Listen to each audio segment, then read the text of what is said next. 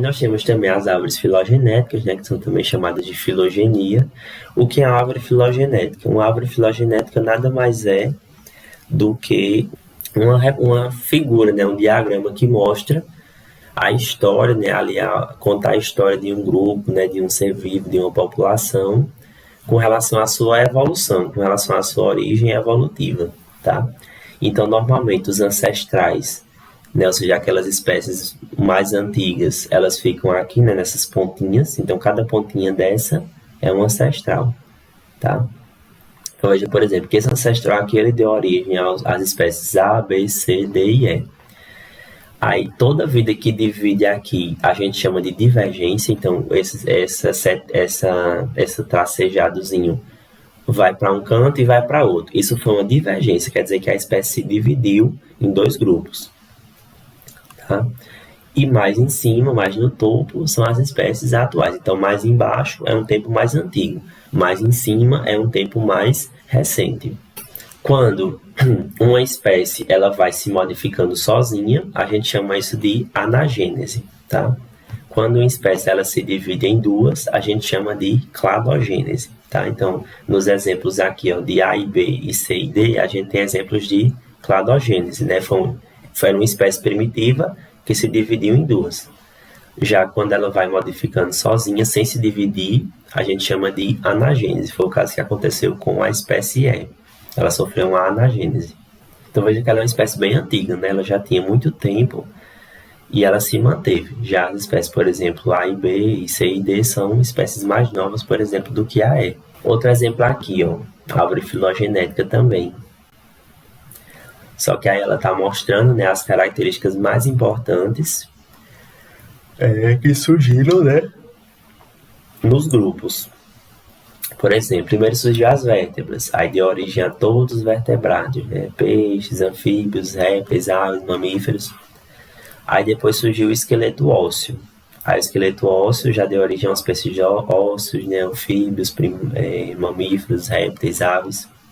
Veja, por exemplo, que os tubarões, né, que são peixes cartilaginosos, eles não têm um esqueleto ósseo, eles têm um esqueleto cartilaginoso. Então, eles já não entram, né, eles já divergiram aqui desse grupo. Então, um grupo surgiu o esqueleto e divergiu, e o grupo dos tubarões, né, dos peixes cartilaginosos, divergiu também sem o esqueleto. Aí depois surgiram os 4 membros. Quem ficou de fora? Os peixes, né? Os peixes não têm 4 membros. No caso, esse grupo aqui, né, que tem 4 membros, é o grupo dos tetrápodas, né? Os tetrápodas têm 4 membros. São os anfíbios, répteis, aves e mamíferos. Aí depois surgiu o ovo amniótico, né, do grupo dos amniotas. Então, ovo amniótico, quem não tem? Os anfíbios. Os anfíbios não têm ovo amniótico. Quem tem? Répteis, aves e mamíferos. Aí depois divergiu aqui em 2 grupos. Ó. Esse grupo que teve o ovo amniótico se dividiu em 2. Né? Um grupo teve pelos, surgiu os pelos, que foi o caso dos mamíferos, né? Dos roedores, coelhos, primatas. E um grupo criou fendas pós-orbitais, que é o grupo dos répteis e das aves. Tá? Então, répteis e aves divergiu, formou um grupo, e mamíferos divergiu e formou outro grupo. Tá? Então, isso aqui é um exemplo de árvore filogenética. Anagênese e cladogênese, né? O que é isso?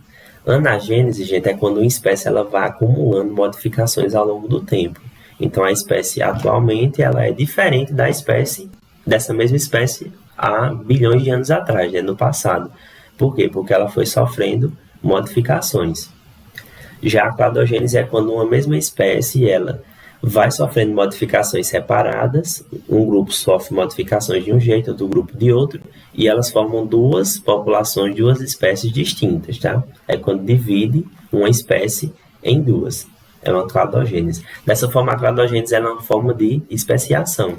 Aí a gente tem também o chamado gradualismo e o equilíbrio pontuado, né? Essas aqui foram duas versões, né, que foram defendidas pelos cientistas, né? Por exemplo, Darwin ele defendia o gradualismo. Já tinha outros cientistas evolucionistas que defendiam o equilíbrio pontuado. Então, qual era a diferença? No gradualismo, as espécies elas iam sofrendo modificações lentas e graduais, né? Iam mudando de pouquinho em pouquinho, até surgir, né, como ela é atualmente. Já no equilíbrio pontuado, não. Pontualmente, a espécie ela tinha grandes mudanças, ela tinha bruscas mudanças, dando origem a espécies distintas, né? Então, por exemplo, a gente tinha aqui essa borboleta, aí aqui de repente ela, sofreu uma mudança muito grande de forma que separou a espécie. Aí depois ela sofreu outra mudança e separou em outra espécie. Então isso seria o equilíbrio pontuado. Eram mudanças bem pontuais ali ao longo da evolução. Aí você já vai dizer, mas professor, o que realmente acontece? Na natureza é observável os dois. Tem casos de gradualismo e tem casos de equilíbrio pontuado. Normalmente, quando a espécie está no ambiente normalmente, ela vai sofrendo modificações lentas e graduais, ou seja, gradualismo.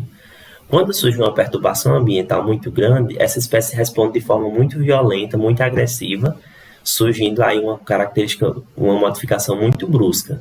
Então ela sofre o equilíbrio pontuado. Então, a mesma espécie ela pode sofrer gradualismo e equilíbrio pontuado ao mesmo tempo. Então, quando acontece nessas modificações nas espécies, elas podem gerar novas espécies. Tá? Isso a gente chama de especiação. A especiação, gente, é a etapa mais importante para o processo de evolução.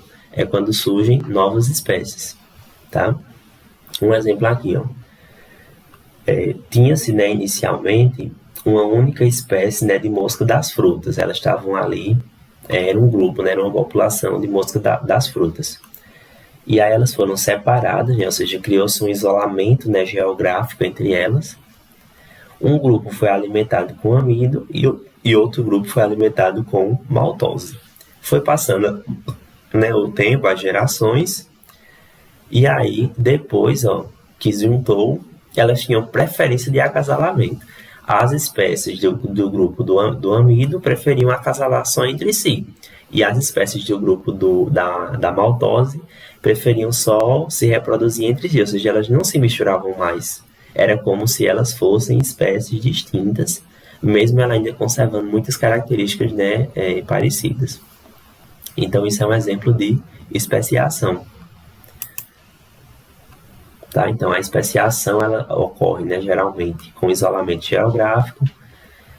Quando as espécies estão isoladas geograficamente, elas sofrem pressões, né, seletivas diferentes, vão formar raças diferentes, né? E aí depois elas vão se isolar reprodutivamente, não podendo mais se reproduzir entre si. Então aí se formam novas espécies, né? Temos também as subespécies, né? O que é uma subespécie? Subespécie também é a mesma coisa, é um sinônimo para raça, né? Então normalmente quando a gente fala de raça, a gente está falando de subespécie. Nada mais é do que populações da mesma espécie que se diferenciaram entre si em algumas características. Por exemplo, subespécie a gente encontra, por exemplo, nos cachorros, né, nos gatos, que tem as raças. É uma espécie única. Mas se você pegar uma raça de um e uma raça de outra, eles vão ser muito diferentes. Diferentes no tamanho, na coloração, enfim, numa ruma de coisa, porque são diferenças muito fortes de forma a separar em subespécies. Mas, por exemplo, no caso da espécie humana, na nossa espécie não tem subespécies. Os membros de subespécies não se cruzam, ou se o fazem é com frequência muito baixa. Então, assim, elas ainda são da mesma espécie, mas é como se elas já estivessem caminhando para se separar daquela espécie. É o caso, por exemplo, aí, né, dos cães, né, dos lobos, canis lupus familiares, né? Os canis lupus familiares são os cachorros, né, que são pets, né, que a gente tem como nossos pets, né? Então, o canis lupus familiares, gente, eles tiveram muitas modificações, né, ao longo do tempo, muita divisão, muita separação, de forma que eles formaram subespécies, ou seja, eles formaram raças. Isso aí, gente, são o caso dos lobos, né? Os lobos, eles têm uma separação de acordo com o ambiente, né? Cada ambiente vai ter um lobo, né? Vai ter um grupo de lobos diferenciados. É a mesma espécie, inclusive até o mesmo nome, você pode ver, ó, Canis lupus é o mesmo nome. Só que esse nominho, né, que tem depois vai mudar, de forma que isso é o nome da subespécie. Então, toda vez que vocês virem assim, um nome científico que tem 3 nomes, é porque esse terceiro nome é para indicar, né, a subespécie. Quando uma subespécie ela se separa, ela acaba gerando um isolamento reprodutivo, né? Então, isolamento reprodutivo é porque ela está em ambientes, ela ficou em ambientes diferentes, né? E ela, mesmo que se junte, não consegue se reproduzir mais. Então, o isolamento ele pode ser por hábitat, isolamento sazonal ou isolamento mecânico. Então, por exemplo, um exemplo de isolamento aqui de hábitat, né? A gente tem, por exemplo, o leão, que é o Panthera leo, é o nome científico deles, e temos o Panthera tigris, que são os tigres, né? Eles são espécies diferentes? São espécies diferentes. Mas eles podem se reproduzir, por incrível que pareça, podem. Mas eles estão em ambientes diferentes. Naturalmente, o ambiente onde está o leão e onde está o tigre são ambientes distintos, eles não se encontram naturalmente. Por isso que eles não se reproduzem. Mas se você pegar um tigre e um leão e colocar eles para cruzarem, eles podem cruzar, né, em situações de cativeiro, né? Inclusive o cruzamento entre eles dois forma o ligre. O ligre é um híbrido, né, um animal híbrido entre um leão, né, e um tigre. Então veja que o ligre, inclusive, ele fica bem grande, né? Ele atinge um tamanho muito grande, tá? São os maiores felinos que existem, né? Imagina você chegar assim e achar um bichinho desse tamanho, né? Um gatinho desse tamanho, né? Eles têm um tamanho bem grande. Temos um caso que até a espécie pode cruzar, pode se reproduzir, no entanto, o indivíduo que ela gera é infértil, é estéril, né? É o caso, por exemplo, que acontece com o burro. Então, o jumento, né, que o nome científico dele é Equus africanus asinus, ele pode cruzar com a égua, né, que é Equus cabalus, ou seja, uma égua com um jumento, né, que são espécies diferentes. E aí ele vai gerar a mula, né, o burro ou o burro-mulo, que não consegue se reproduzir, né? Ele não consegue. Se você pegar uma mula, né, um burro, e você colocar ele para cruzar com outro, eles não vão gerar descendência, né? Eles não conseguem se reproduzir.